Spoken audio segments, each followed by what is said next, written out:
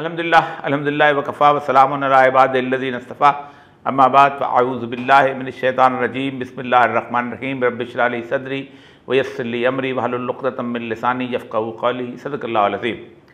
मुअज़्ज़ज़ ख़वातीन व हज़रात, गुज़श्ता 24 घंटे के अंदर दो अहम ख़बरें हैं जो कि अच्छी भी हैं और उसके साथ साथ एक खुशायन भी हैं। पहली बात तो कल सागडार साहब ने इस बात का ऐलान किया मौलाना फजल रहमान साहब के साथ कि हुकूमत जो है वो सूद के ख़िलाफ़ अपनी पिटीशन जो है वापस ले रही है। ये बहुत अच्छी खबर है और इस खबर को लेकिन अच्छी नज़र से और अच्छी नीयत से देखना चाहिए। सूद के बारे में बहुत तफसील से मैंने बहुत लोगों को बताया कि इसकी तारीख़ जो है पाकिस्तान के अंदर इसके ख़िलाफ़ शरीयत की पिटीशन हो या बाकी इस्लामी नज़रियाती कौंसिल का काम हो, बहुत लंबी तारीख़ है। यानी आप अंदाज़ा करें कि 60s के अंदर जो इस्लामी नज़रियाती कौंसिल बनी थी, उन्होंने 1.5 साल के अंदर इसका पूरा बैंकिंग सूद के ऊपर काम करके बता दिया था कि ये जो है ये नाजायज़ है और ये गलत है और ये हराम है। लेकिन ज़ाहिर बात है अयूब खान की हुकूमत और बाकी चीज़ें, कौन इसको सूद को वहाँ से निकालता था। ज़ियाउल हक़ ने जिस वक़्त इस्लामी जो है कवानीन नाफिज़ किए और उसके साथ जब शरीयत कोर्ट बनाई और सेक्रेटरी एपरेट बेंच बनाया तो उसने ये कहा था कि 10 साल तक ये फाइनेंशियल मैटर्स नहीं सुन सकता। यानी हम ज़िना के ऊपर कोड़े लगा सकते हैं, चोरी के ऊपर हद लगा सकते हैं और शराब पीने के ऊपर लगा सकते हैं, लेकिन हम सूद के ऊपर कुछ नहीं कर सकते, जिसके बारे में हर्ब मिनल्लाह व रसूल ही, अल्लाह के साथ और उसके रसूल के साथ जंग का ऐलान है। 10 साल जैसे ही ख़त्म हुए तो लॉर्डार लोगों ने एकदम तकरीबन 90 के करीब पिटीशन जो थी वो इस्लामी शरीयत कोर्ट में दाखिल कर दी और मुफ्ती तकी उस्मानी साहब और इसके साथ और लोग थे जो उस वक्त शरीयत कोर्ट में होते थे, उन्होंने बहुत ज़बरदस्त किस्म का 1992 में फ़ैसला दे दिया। उस वक़्त नवाज शरीफ साहब जो थे वो उस वक़्त बरइख्तियार थे और ये फ़ौरन उसके ख़िलाफ़ सुप्रीम कोर्ट में अपील में चले गए। अब सुप्रीम कोर्ट जैसे होती है कि वो कभी यूँ कभी पेंडिंग उसमें चलती रही और फिर उसके बाद आहिस्ता आहिस्ता कभी उसको मुकम्मल नहीं होने दिया गया। नवाज शरीफ दौर में भी कभी कुछ जज पूरा नहीं होने देते थे, कभी बेनज़ीर दौर में नहीं पूरा होने देते थे।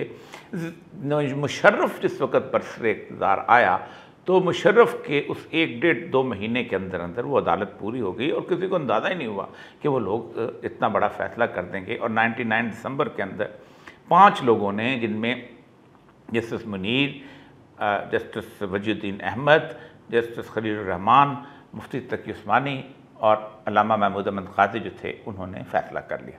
जब अगले दिन जिस दिन फ़ैसला अनाउंस होना था उनको अंदाज़ा हो गया तो उन्होंने महमूद अहमद क़ाज़ी साहब को अचानक बुलाया और कहा कि आपको हम इस्लामी जो हमारी सिक्योरिटी काउंसिल है उसका रुकन बनाना चाहते हैं। तो उन्होंने उसको इस्लामिक काउंटर का हलफ उठा दिया।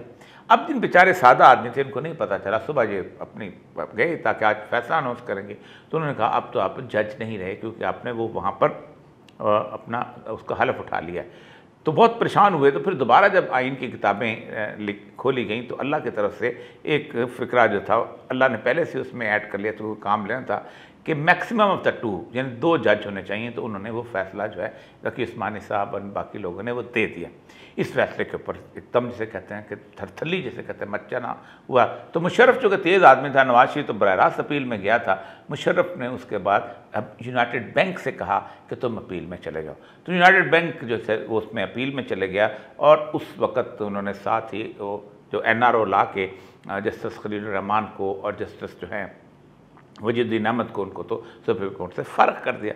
और फिर उसके बाद बेचारे मुनीर रह गए, उन्होंने उसके साथ मिल के एक नई बेंच तक तश्कील दिया और उन्होंने ख़ुद तो कोई फ़ैसला नहीं दिया। रिव्यू के अंदर उन्होंने उसको वापस वहाँ भेज दिया शरीयत कोर्ट में। शरीयत कोर्ट के अंदर ये केस जो है तकरीबन 18-19 साल चलता रहा। पेशियाँ भुगतते रहे, लोग आते रहे जाते रहे।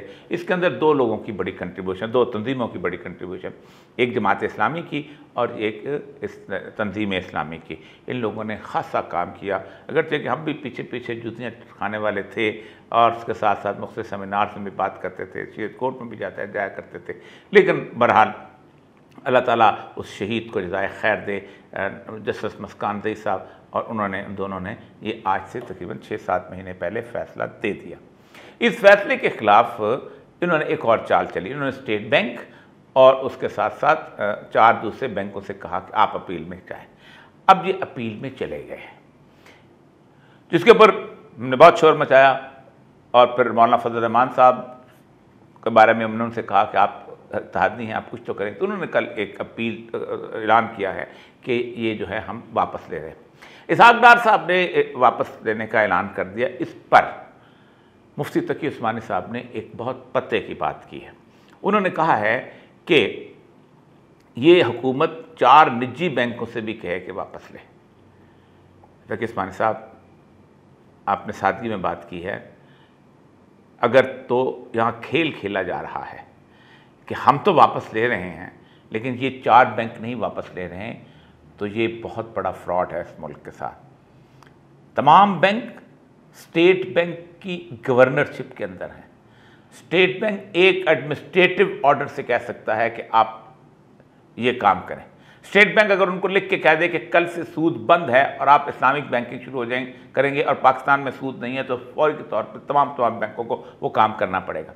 इसके ऊपर स्टेट बैंक जो है उसको अपील जो है करने की कोई ज़रूरत नहीं, किसी तरफ जाने की, किसी तरफ सोचने की ज़रूरत नहीं। एक एडमिनिस्ट्रेटिव ऑर्डर। और स्टेट बैंक ये अमेरिका स्टेट बैंक नहीं है, ये पाकिस्तान के अवाम के पैसे का कस्टोडियन स्टेट बैंक है और वज़ीर ख़जाना जो है वो बेसिकली उसका सुप्रीम कमांडर जिसे कहते हैं वो है।